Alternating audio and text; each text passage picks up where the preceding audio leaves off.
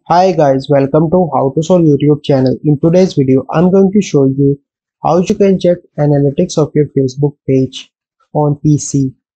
Before getting into this video, must subscribe to our YouTube channel and click on the bell icon. First, you need to search in Google Facebook Creator Studio. Open Facebook Creator Studio. So once you're in Facebook Creator Studio, then you need to click on Insights. And then you need to select the date range. I'm going to select from November 1 until January 14, and then I need to click on update.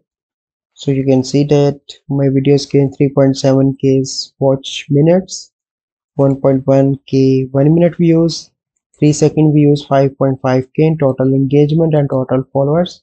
And if I want to see the specific data of the video, I need to select the video, and here you can see the more detailed data like region, country, age and gender. So by following these steps, you can easily find out your analytics and check your analytics of your Facebook videos. I hope you find this video helpful. If you find this video helpful, must like this video, subscribe to our YouTube channel for future videos. We'll see you in the next video. Thank you. Have a good day.